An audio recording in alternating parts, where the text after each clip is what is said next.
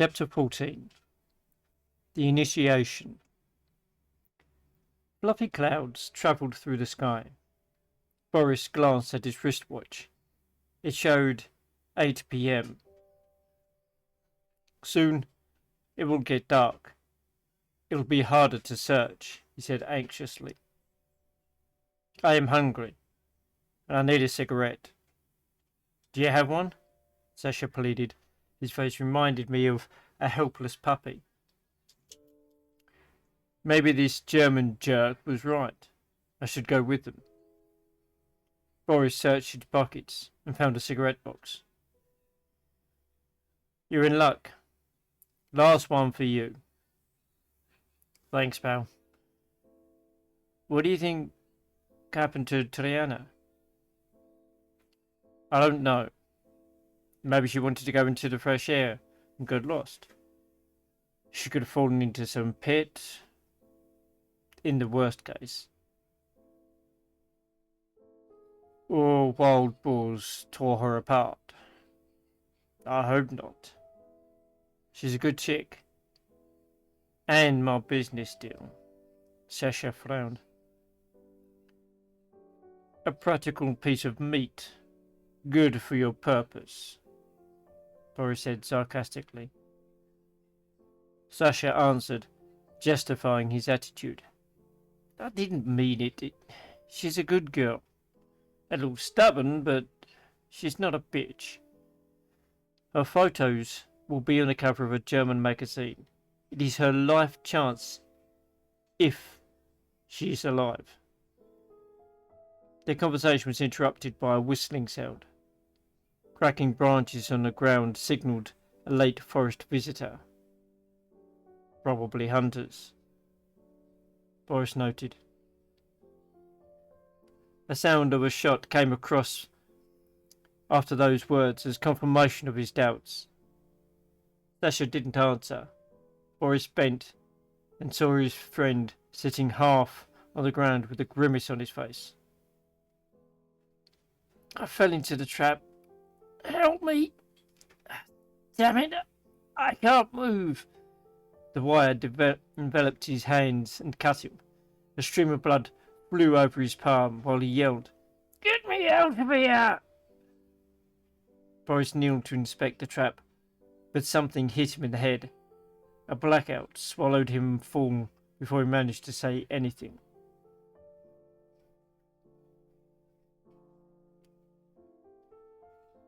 The wall clock ticked in a boring rhythm. Tiana brushed her hair, not paying attention to Anna, who stared at her. Hurry up. Our leader doesn't like it when his members are late, Anna warned her, opening the door. He said I need to sit in the first line, Tiana answered, avoiding the conflict. When she got the chance, she would use the opportunity to hit that girl. From the beginning, she'd been arrogant, and it bothered her. Must be a mistake. Only honoured members sit in the first line. You only need to please his needs, which is your purpose. Tiana bent and approached Anna. She came so close that Anna could feel her breath. You are wrong, little brat. Wait and see what will happen at the ceremony. Anna opened her mouth to say something, but the arrival of Lucia interrupted her. Together they went to the big room where the other members gathered. Why are they all dressed in black? Tiana whispered to Lucia, finding a suitable interlocutor in her. Somehow this woman seemed confident. This is Black Mass, my dear. We are honoring Lucifer. You're Satanists? No, we are Luciferians. It is different. We are above material and hedonistic pleasures. Our role model is Lucifer Caleritan, a bishop from Italy. He was announced as a saint. What kind of weird shit is this? Tiana's jaw dropped in shock. You need to learn our rules if you want to stay alive here. First, don't talk and express your emotions before anyone asks you something. Be silent and follow other members. Lucia caught her hand.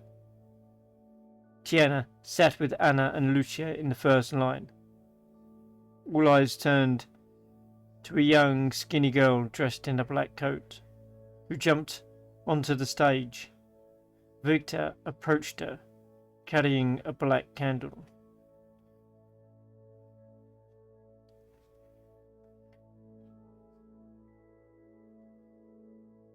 Tonight, Sabina will give her sacrifice.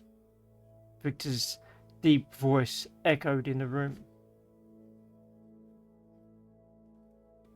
He took a thick, covered book and started to read. Everyone, start the process. Anna stood carrying a bowl. Other members stood in the line. One by one, they gave their contribution. Lucia gave her piece of hair.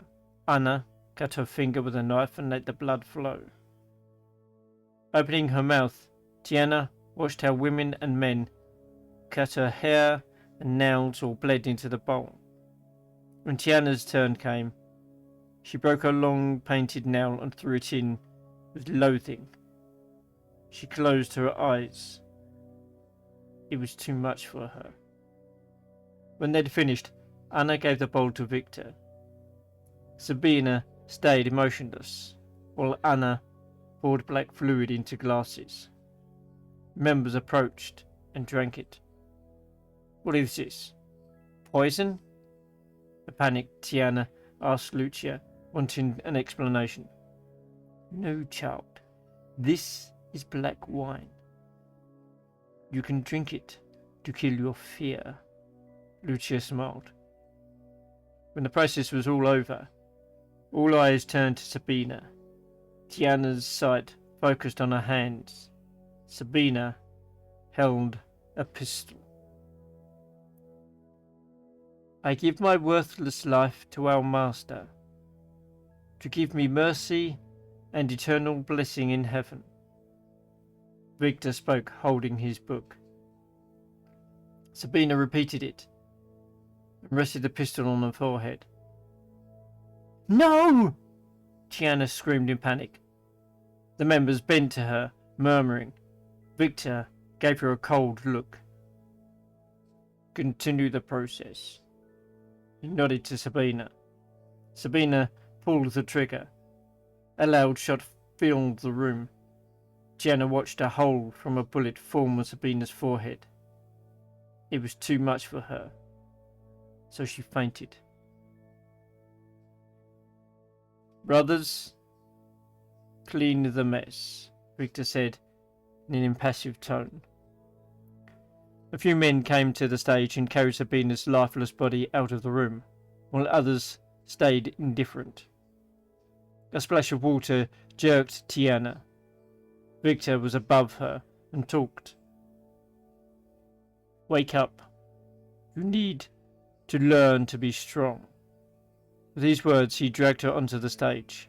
Tiana could not be sure if she was dreaming. One part of her nightmare included a group of people who murmured in union. The other part was a flash of a candle that irritated her eyes. Somewhere between a dream and reality, Tiana heard Victor's words. I announce this girl, an honored member, Tiana, as my wife. From now on, you need to respect her and give her all she is asking for. Every wrong word, every wrong act toward her will be declared as treason. While Tiana was catching her breath, Anna's face went pale. A feeling of jealousy captured her, and she fled from the room.